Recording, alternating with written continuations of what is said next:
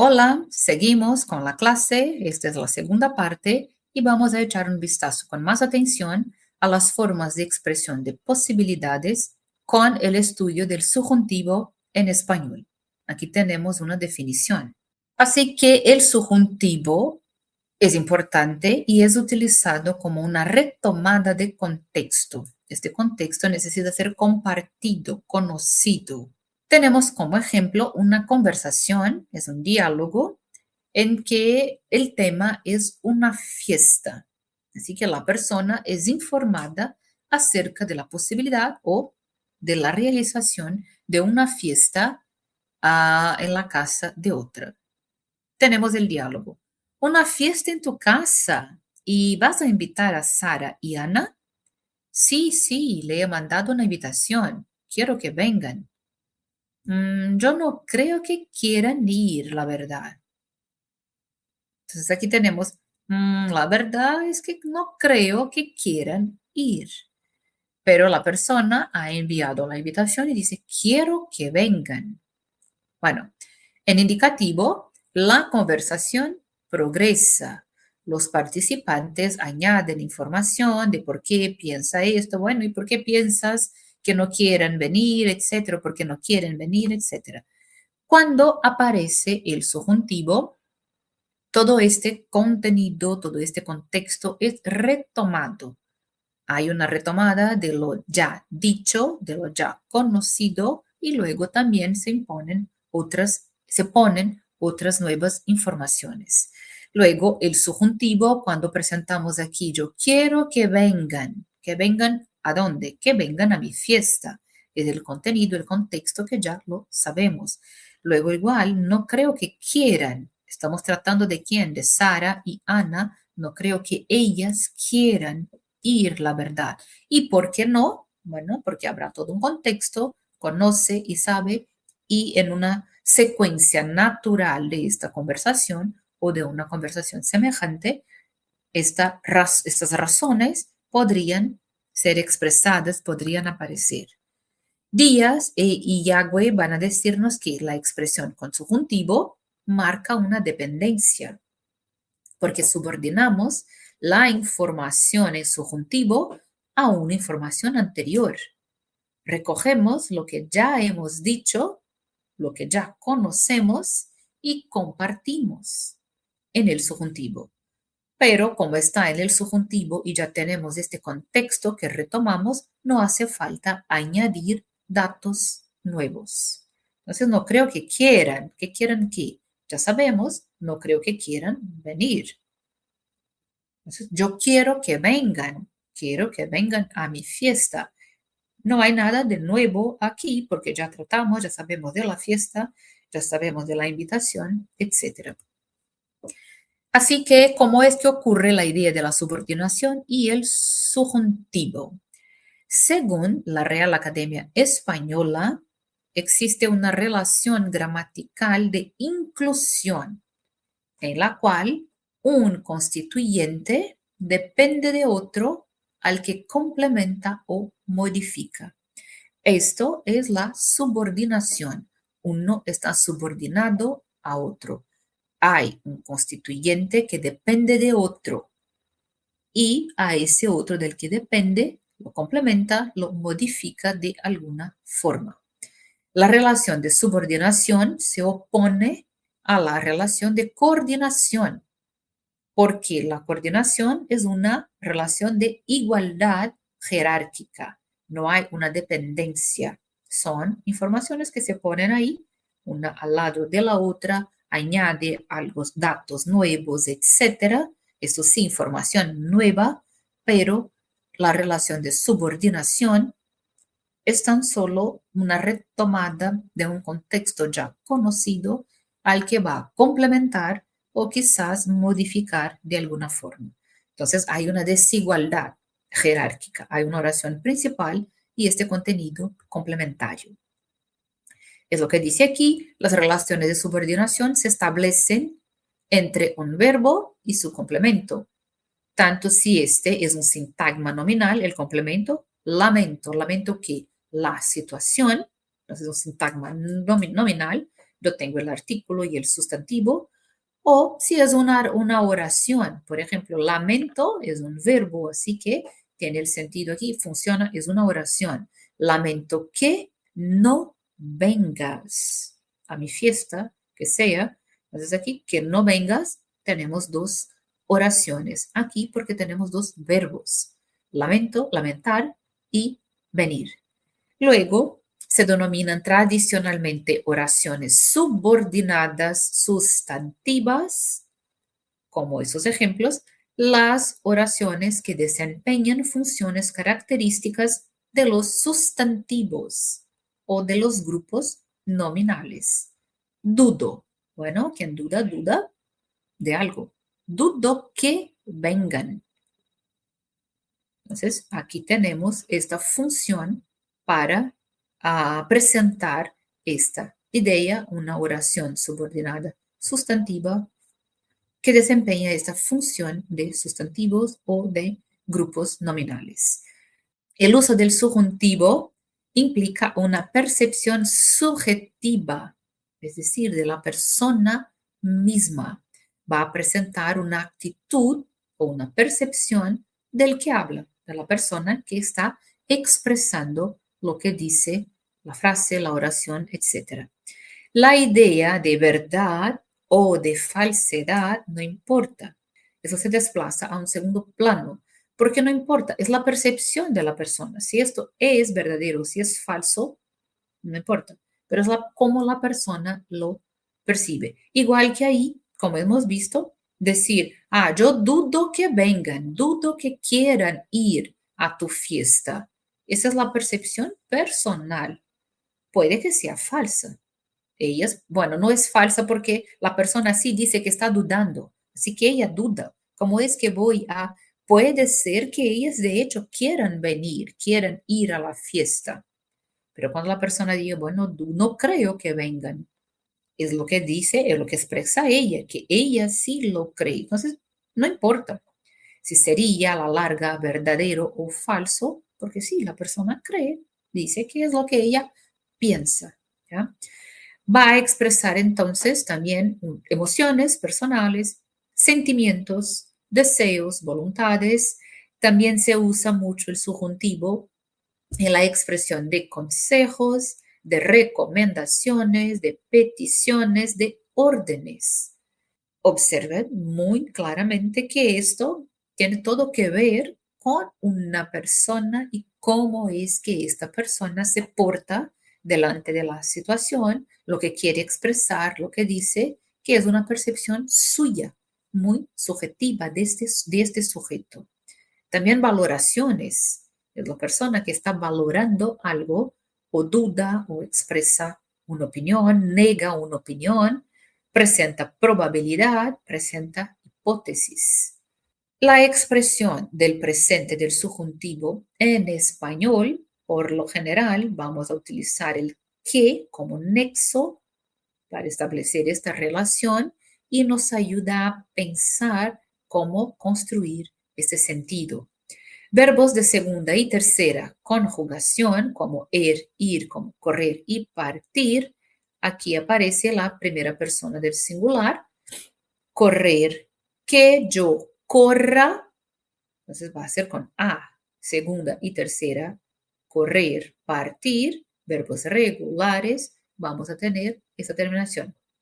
Que yo corra, que tú corras, segunda persona singular. Tercera, que él, que ella, que usted corra. Primera persona del plural, que nosotras, que nosotros corramos, que vosotras, que vosotros corráis, segundo del plural. Y por fin la tercera persona del plural, que ellos, que ellas, que ustedes corran. Lo mismo si fuera a partir, que yo parta, que tú partas, que él parta, que nosotros partamos, que vosotros partáis, que ellos, que ellas, que ustedes partan. Utilizamos el nexo que en la conjugación, como estamos haciendo aquí, tan solo la conjugación, que yo parta, que yo corra, normal. Muchas veces en el contexto, en el sentido, no hace falta que aparezca.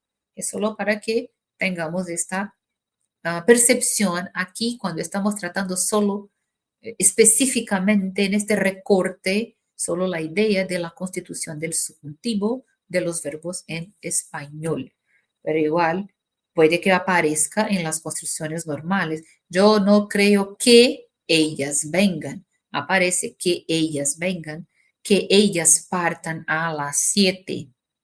Entonces, este que como nexo es interesante porque aparece y ya estamos acostumbrados, sobre todo los que son hablantes de portugués, ya estamos acostumbrados a utilizar una construcción muy semejante en português, que é distinto.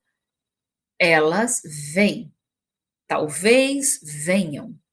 Igual en español, si vienen a la fiesta, sí, ellas vienen. No creo que vengan a la fiesta. Tal vez vengan a la fiesta, muy distinto de si ellas vienen a la fiesta, ¿ya? O ellas vendrán, como futuro, vendrán a la fiesta. Tal vez no vengan a la fiesta, ¿ya?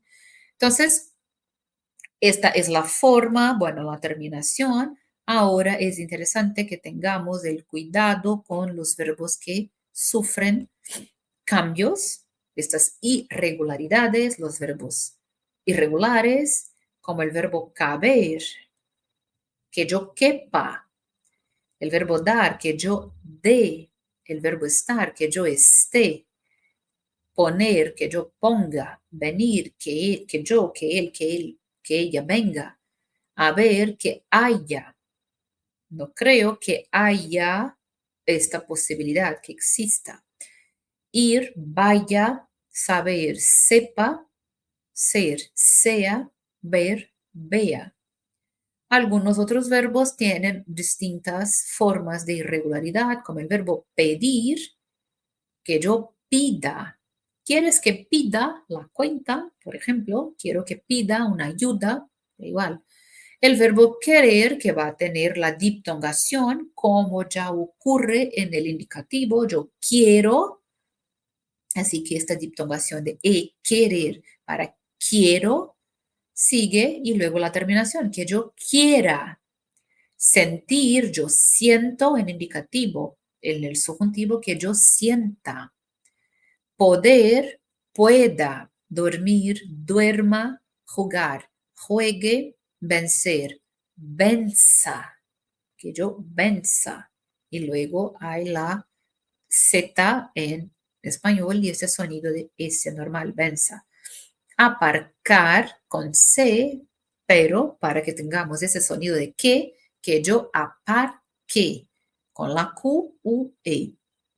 Organizar, organice con C, la Z de organizar, que siempre por lo general se evita, Z, E, Z, I, así que organice. Coger, ese sonido de G, que es distinto de ga, go, gu, así que hay que hacer el arreglo, que yo coja.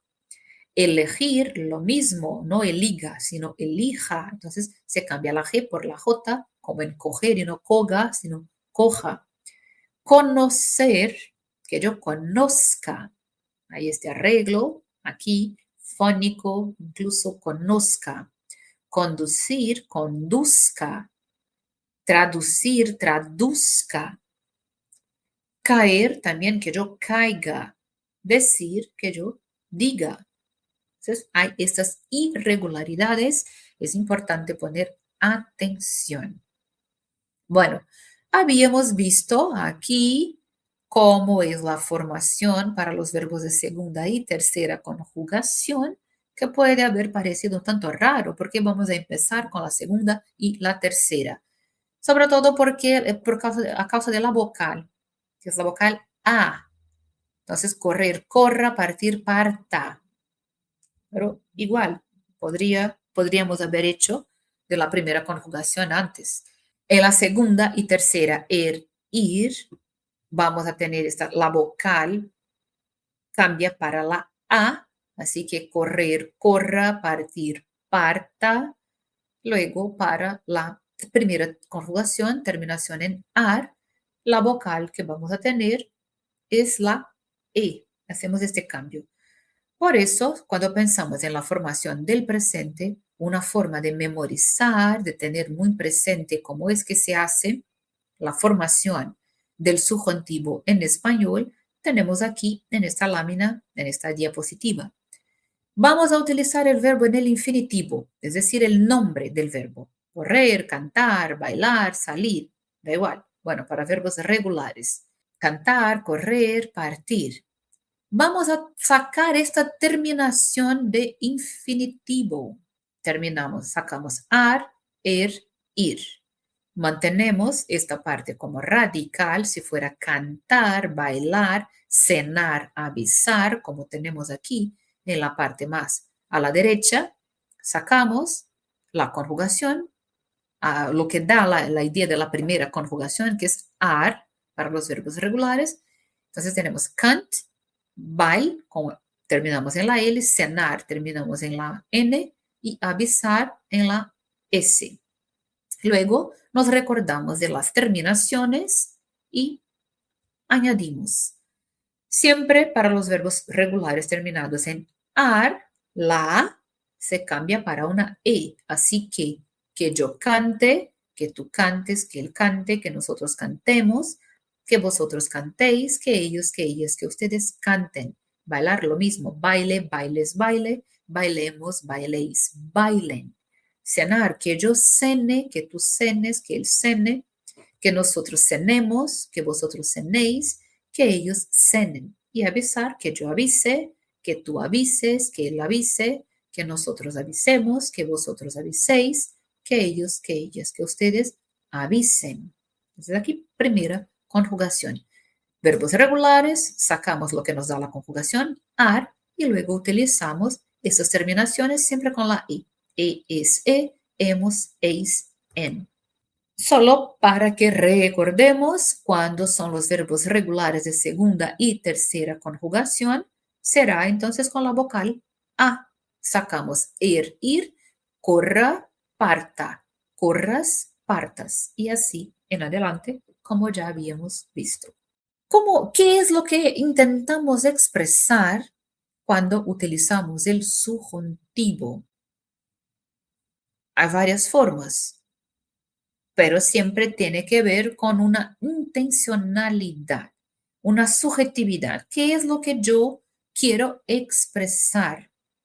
Entonces, es centrado en este sujeto que hace el enunciado. Entonces, ¿cuáles son los sentidos? Podemos expresar emoción, sentimiento. Me gusta que uno sea siempre positivo. Me gusta que uno sea siempre positivo. Luego, deseo, voluntad. Espero que los jóvenes hagan un viaje en grupo. Un deseo, una voluntad personal. Igual que me gusta, una emoción, un sentimiento personal. Y recuerden, como hemos visto hace un poquito, hace un ratito, siempre, por regla general, el subjuntivo conlleva un indicativo. Me gusta, espero. Luego me gusta que uno sea siempre positivo. Espero que los jóvenes hagan un viaje en grupo. Luego voy a presentar una forma de valoración, un juicio personal. Es importante, yo creo que sea importante que uno lleve el material adecuado para lo que sea.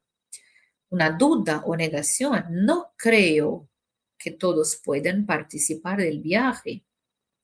Una hipótesis, probabilidad, quizás Juan tenga suerte y no pierda el vuelo.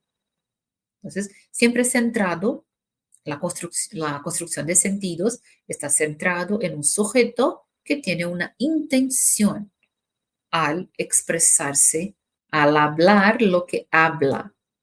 ¿Cómo es que construimos entonces el sentido en la oración? Vamos a pensar en la modalidad oracional.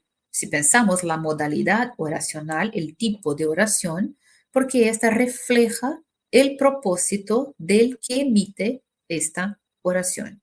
¿Cuál es su intención? ¿Cuál es el sentido que quiere expresar? La construcción de ese sentido puede ser entonces de acuerdo con esos 6 tipos que tenemos aquí. La primera, si son oraciones aseverativas. Estoy aseverando algo, estoy expresando esta opinión. O niego o afirmo algo objetivamente. Luego, interrogativa. Es una pregunta que expresa esa duda.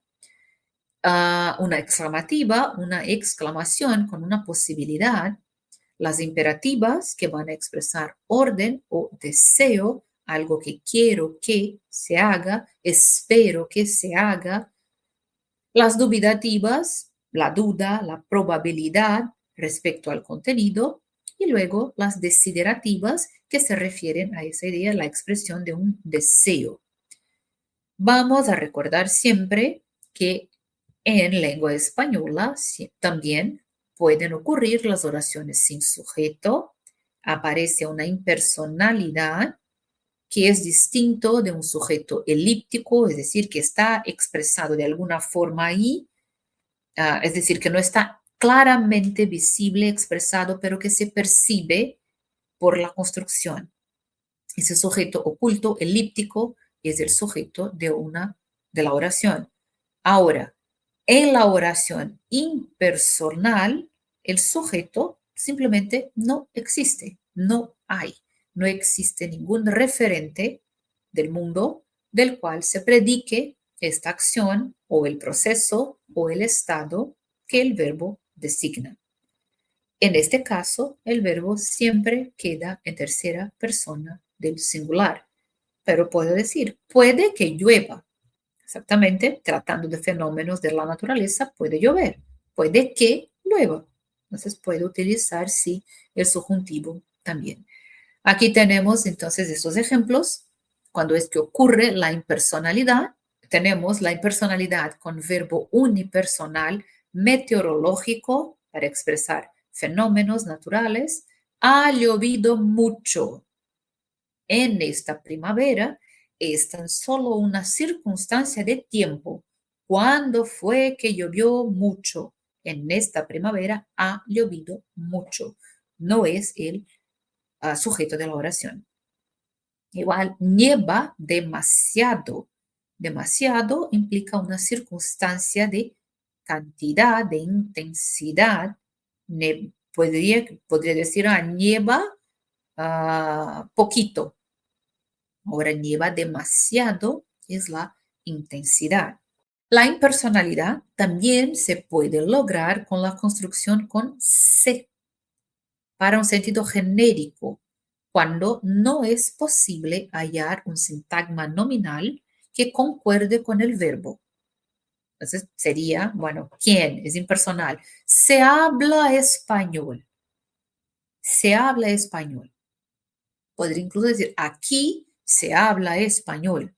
Muy bien, pero ¿quiénes hablan? No estoy encontrando, no se expresa aquí un sintagma nominal para decir que es el sujeto. Es algo genérico, ¿ya? Se habla español. Esto aparecía como los dichos en una camiseta de un cantante colombiano, Juanes, una vez cuando participó de un Grammy, el, este premio que se da a música, etcétera, y era el Grammy latino, y la gente lo estaba presentando en inglés y así como símbolo de protesta o como un símbolo de identidad.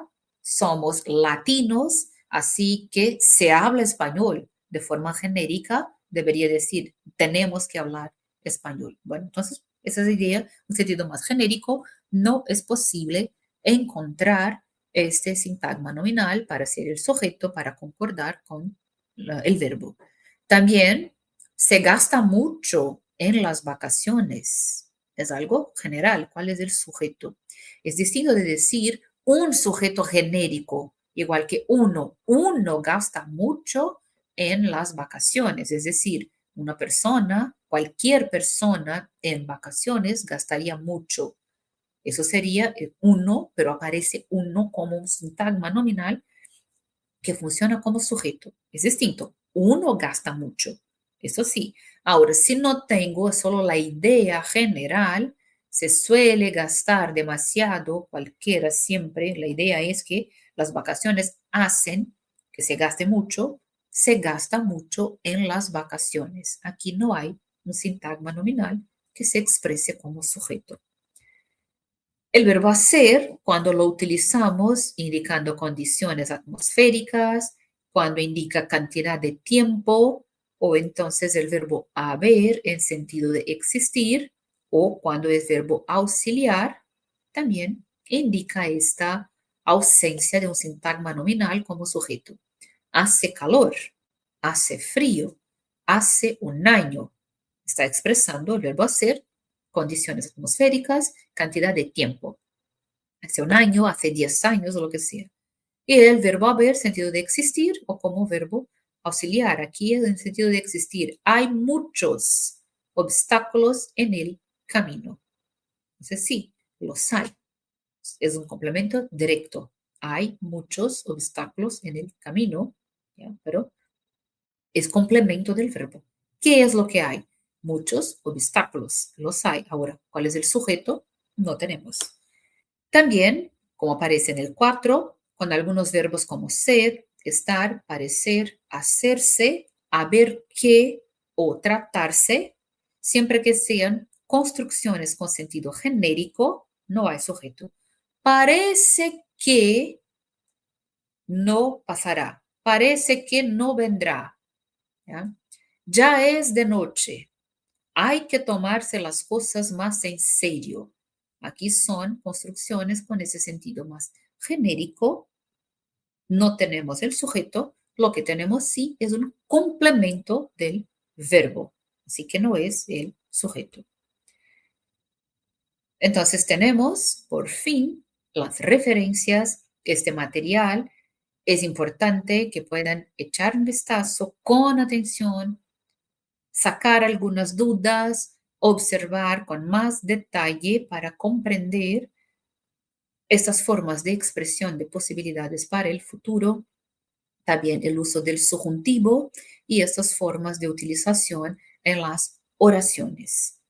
Es importantísimo y para que podáis desarrollar su español, su comprensión, ampliar su vocabulario y, claro, estáis construyendo una forma de uso como usuarios hablantes, estudiantes de lengua, para que puedan desarrollarse más y más. Buenos estudios y nos vemos en la próxima clase.